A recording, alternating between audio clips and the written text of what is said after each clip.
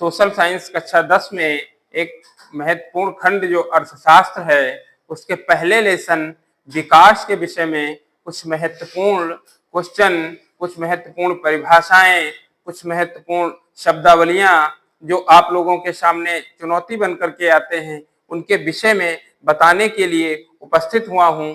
देखिए, अर्थशास्त्र का जो पहला चैप्टर है, खंड 4 में जो पहला पार्ट होता है उसे विकास कहते हैं।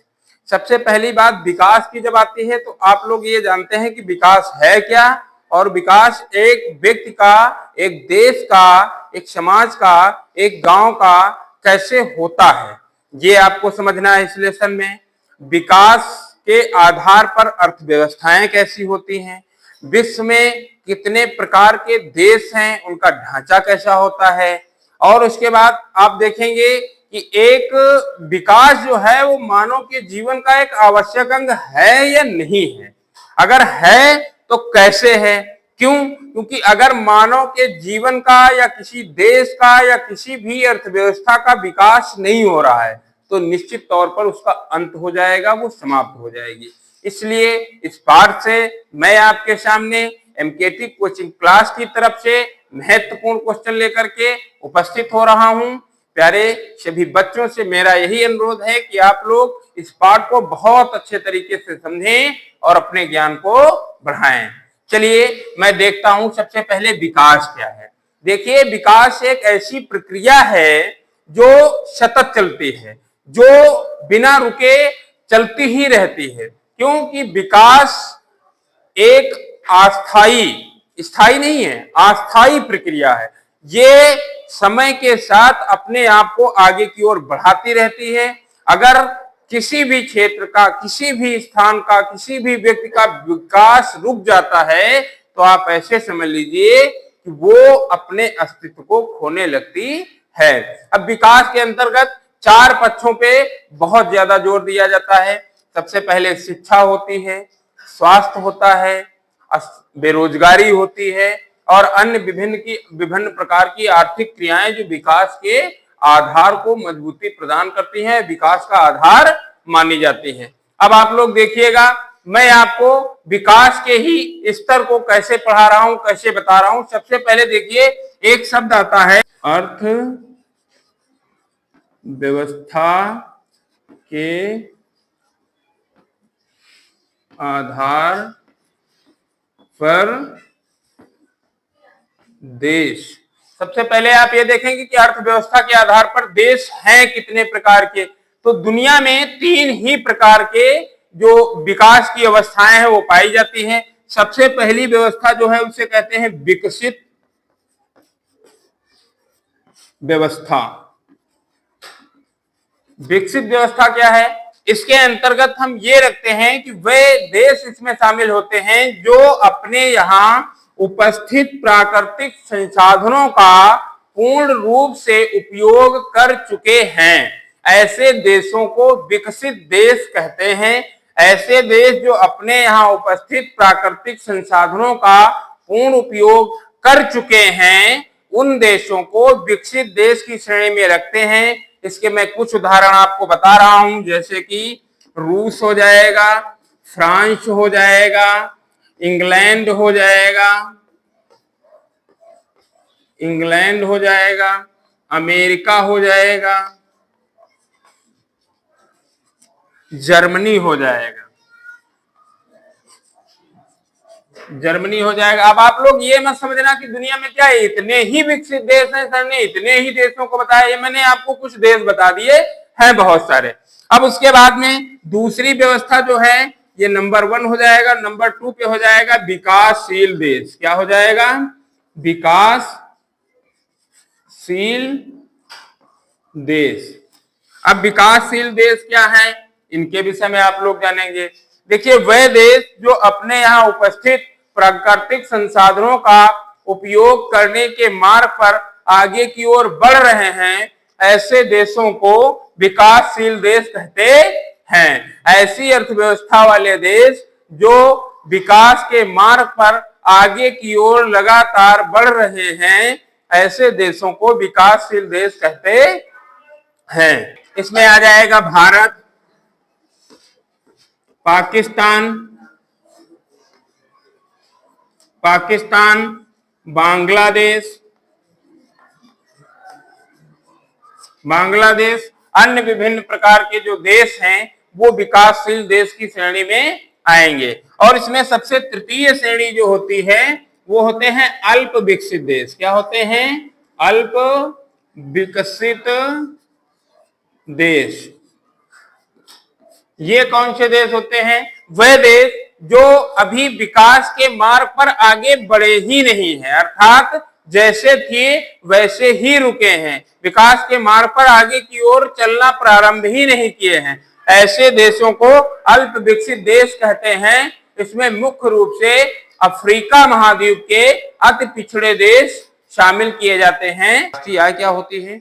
ये जो राष्ट्रीय आय होती है ये एक वर्ष में, राष्ट्रीय आय ये एक वर्ष में किसी देश के सीमाओं के अंदर लोगों के द्वारा कमाई गई वस्तुएं एवं सेवाओं का जो अंतिम मौद्रिक मूल्य होता है उसे क्या कहते हैं? राष्ट्रीय आय कहते हैं। यानी किसी एक वर्ष में किसी देश की सीमाओं के अंदर उस देश के लोगों के द्वारा कमाई गई वस्तुओं एवं सेवाओं के अंतिम मौद्रिक मूल्य को उस देश की राष्ट्रीय आय कहते हैं। अब हम राष्ट्रीय आय जान गए तो पहले ये जान लें कि जिन देशों की राष्ट्रीय आय उच्च है उन देशों का विकास जाहिर सी बात है तीव्र गति से होगा। इसको जानने से पहले हम लोग एक चीज और जानेंगे, औसत आय। क्या जानेंगे? औसत आय। अब ये औसत आय से क्या आशय है?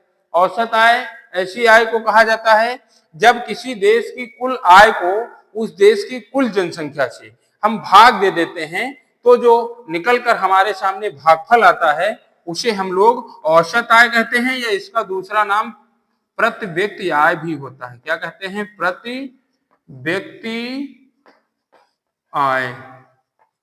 ये औसत आय या प्रति व्यक्ति हो जाता है, प्रति व्यक्ति आय हो जाती है। यानी किसी देश की कुल आय को उस देश की कुल जनसंख्या से जब भाग दिया जाता है सो जो परिणाम निकल के आता है उसे हम लोग प्रति व्यक्ति आय या औसत आय के रूप में जानते हैं। अब जिन देशों की प्रति व्यक्ति आय अधिक होगी, औसत आय अधिक होगी और राष्ट्रीय आय अधिक होगी। और दूसरी बात एक और समझ लीजिए, हम जैसे आपको बताते हैं, कभी कभी मैंने आपको बताया है स्वास्थ्य सुविधा, स्वास्थ्य सुविधा यानी जब किसी देश के लोगों का स्वास्थ्य अच्छा होगा, मेंटेन होंगे, वे लोग सुखी होंगे, उनका शरीर अच्छा होगा तो वे लोग कार्य क्षमता को अपने अंदर अच्छे ढंग से डील कर पाएंगे, मैनेज कर पाएंगे, तो वो अधिक कार्य करेंगे और अधिक काम जिस देश के लोग करेंगे, अच्छा मेहनत करेंगे, दिमाग से उनका अच्छा जुड़ाव होगा, दिमाग से किसी काम को जब वो लोग करते हैं तो ऐसी दिशा में उन लोगों का विकास जाहिर सी बात आगे की ओर और ज्यादा होगा। और इसी से जुड़ा हुआ है, स्वस्थ से ही जुड़ा हुआ है जीवन। जीवन, अब जीवन जो होगा वो कैसा होना चाहिए, जीवन के प्रति लोगों की कितनी आशा होनी चाहिए, तो जो विकसित देश होते हैं वहां पर लोगों की जीवन प्रत्याशा अधिक होनी चाहिए। लोग सामान्यतः देखा भी जाता है कि दुनिया के वह देश जो विकसित देश है वहां पर लोगों की जीवन जीने की जो इच्छाएं होती हैं वो बहुत अधिक होती हैं। मैं कहने का मतलब वो 100 वर्षों तक जिंदगी को जीने की क्षमता अपने अंदर डेवलप करते हैं, मेंटेन करते हैं, जिसे हम लोग जीवन प्रत्याशा कहते हैं। क्या कहते हैं? जीवन प्रत्याशा। इसका मतलब है जीवन के प्रति आशा, अर्थात वे लोग कितने दिनों तक अपने जीवन को जीना चाहते हैं। विकसित देशों में ये अधिक होती है। विकासशील देशों की अगर बात की जाए तो वहां राष्ट्रीय आय कम होती है, वहां प्रति व्यक्ति आय कम होती है या औसत आय कम होती है, वहां पर स्वास्थ्य सुविधाएं अच्छी नहीं होती हैं, वहां पर जीवन प्रत्याशा जो है लोगों की कम होती है, वहां पर अशिक्षा की बहुत समस्या होती है। क्या होती है? अशिक्षा। जिन देशों, जो विकासशील देश हैं वहां पर अशिक्षा बहुत होती है, लोगों में शिक्षा का स्तर जो है वो मेंटेन नहीं होता है, लोग शिक्षित नहीं होते हैं, जिस कारण से वहां पर लोगों को क्या नहीं मिलता है? रोजगार नहीं मिल पाता है। क्या नहीं मिल पाता है? रोजगार। यानी वहां पे लोगों की एक बड़ी चुनौती समस्या होती है बेरोजगारी। जब बेरोजगारी होती है तो जाहिर सी बात है जहां पर लोग बेरोजगार होंगे, जहां पर लोग अशिक्षित होंगे, जहां के लोगों का स्वास्थ्य मेंटेन नहीं होगा, वो देश जाहिर सी बात है अधिक लाभ या अधिक राष्ट्रीय आय उत्पन्न नहीं कर सकते हैं। इस आधार पर हम कह सकते हैं कि दुनिया में अर्थव्यवस्थाएं जो हैं, देश के विकास का मॉडल है, उसको 3 प्रकार की श्रेणियों में बांटा गया है। अभी मैं बात आप लोगों से पहले कर चुका हूं अल्प विकसित देश। अब आप लोग देखेंगे अल्प विकसित, ये क्या होते हैं? अल्प विकसित देश क्या होते हैं? अल्प विकसित देश वे देश होते हैं जो अपने यहाँ पर उपस्थित प्राकृतिक संसाधनों का उपयोग करने के लिए अभी जगह ही नहीं है, अर्थात विकास के मार्ग पर आगे बढ़ने की अभी उन्होंने प्लानिंग ही नहीं बनाई है, कोई योजना ही नहीं बनाई है। ऐसे देशों को अल्प विकसित देश कहते हैं। इन देशों ने अपने प्राकृतिक संसाधनों का यूज करने की योजना क्यों नहीं बनाई, ये भी कारण बन सकता है। समस्याएं ये हैं कि इनके पास में तकनीकी का अभाव है, उन्नत तकनीकी व्यवस्था ना होने के कारण, शिक्षा की कमी होने के कारण इन लोगों में अपने देश के संसाधनों का उपयोग करने की क्षमताएं नहीं है। अब उसके बाद में इसी से मिलता जुलता हम एक और तथ्य जो है, पॉइंट जो है वो आपके सामने रखेंगे, जिसे हम लोग पढ़ते हैं लिंगानुपात। लिंगानुपात, इसके विषय में क्या जानेंगे? देखिए लिंगानुपात जो है ये भी बहुत महत्वपूर्ण तथ्य बन जाता है, क्योंकि जिन देशों में जन्म दर और मृत्यु दर बराबर होती है, लेकिन कहीं कहीं सामाजिक बुराइयों की वजह से, किसी देश में पुत्र की प्रधानता की वजह से लड़कियों का जन्म कम और लड़कों का जन्म अधिक होता है, जिसके कारण से लिंगानुपात जो है वो डाउन हो जाता है, सेक्स रेशियो मेंटेन नहीं होता है, जिसके कारण से भी लोगों को विकास के मार्ग में आगे बढ़ने की समस्याएं यदा कदा बनी रहती हैं। लोग अपने जीवन को सही तरीके से नहीं जीते हैं, कहीं न कहीं तनावग्रस्त रहते हैं और उनके परिवार का, उनके समाज का, उनके गांव का विकास जो है वो कहीं न कहीं अवरुद्ध हो जाता है। ये भी बहुत बड़ी चीज है। अब जो विकसित देश हैं वहां पर जन्म दर सीमित होती है और मृत्यु दर भी सीमित होती है। कारण क्या है? क्योंकि लोग वहां शिक्षित हैं, तो बहुत ज्यादा बच्चों को जन्म देने में वो विश्वास नहीं करते हैं। दूसरी बात है चिकित्सा सुविधाओं का पूर्ण विकास होता है यहाँ पर, ये भी बात समझ लीजिए। चिकित्सा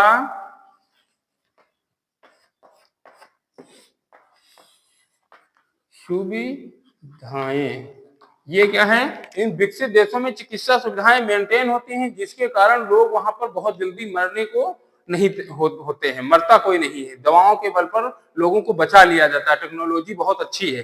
तो चिकित्सा सुविधाओं के कारण वहां पर विकसित देशों में मृत्यु दर भी कम है और जन्म दर भी कम है, ठीक है। लेकिन विकासशील देशों में बहुत अच्छी चिकित्सा सुविधा ना होने के कारण जन्म दर जो है वो भी अधिक है और मृत्यु दर जो है उस पर भी कोई नियंत्रण नहीं है, जिसके कारण से ये देश विकास के मार्ग पर पीछे रह गए। अगर आपसे कोई भी व्यक्ति ये बात करता है, कोई भी ये पूछना चाहता है, कोई स्टूडेंट ये सीखना चाहता है कि आखिर किस प्रकार से विकास और विकसित देशों की विशेषताएं हम लिखें, तो इन हेडिंग्स को, इन पॉइंट्स को, इन तथ्यों को आप लोग बहुत अच्छे तरीके से याद करें, समझें, मेरी भाषा को समझ करके और इस क्वेश्चन का आंसर लिखें। विकसित और विकासशील देश आपकी समझ में आ जाएंगे। अब इसी विकास वाले लेसन में एक क्वेश्चन है कि मानव विकास सूचकांक किस प्रकार से विश्व के देशों को सीरियल में रखता है कि कौन सा देश सबसे ज्यादा विकसित है और कौन सा देश सबसे कम विकसित है। 193 देशों का जो क्रम इन लोगों ने तैयार किया, इसे एक संस्था है जिसे बोलते हैं UNDP, United National Development Programme. इस संस्था के द्वारा विश्व के विकासशील देशों को, विकसित देशों का जो संस्था बनाई गई, मानव विकास सूचकांक 3 हेडिंग्स रखता है, 3 तथ्य रखता है। नंबर 1 है जीवन प्रत्याशा, एक है प्रति व्यक्ति आय और एक है स्वास्थ्य। इन 3 हेडिंग्स के द्वारा ये मानव विकास सूचकांक दुनिया के सभी देशों को एक सीरियल रूप में या क्रमबद्ध रूप से रखने का कार्य करता है। इसी पाठ में मैं आगे इसी पाठ से संबंधित महत्वपूर्ण छोटी छोटी परिभाषाएं, शब्दावलियां आप लोगों को बताता रहूंगा। आप लोग इस चैनल पे लगातार आइए और अपने क्वेश्चन को पढ़िए और चैनल को सब्सक्राइब करिए। मैं आपसे ये वादा करता हूं कि हाई स्कूल में पूछा जाने वाला हर एक क्वेश्चन आपको इस वीडियो से मिलेगा। बहुत ही जल्द मैं तैयार कर चुका हूं आप लोगों के सामने मानचित्र की प्रथम क्लास आएगी, जिसमें आपको भारत के मानचित्र से संबंधित बताया जाएगा। एक क्लास बच्चों की आग्रह पे मैं और बनाने जा रहा हूं, जिसमें भारत की स्थल सीमा, जल सीमा, लंबाई, चौड़ाई, रेखाएं, पड़ोसी देश, जल से जुड़े हुए राज्य, खाड़ियां, द्वीप, पर्वत, मुख्य पठार, मैदान, इन सारी चीजों का वर्णन अगले वीडियो में आपको मिलेगा। ये वीडियो आपको 1 से 2 दिन के अंदर बहुत ही आसानी से पढ़ने को मिल जाएगा। धन्यवाद। एमकेटी कोचिंग क्लास में आपका बहुत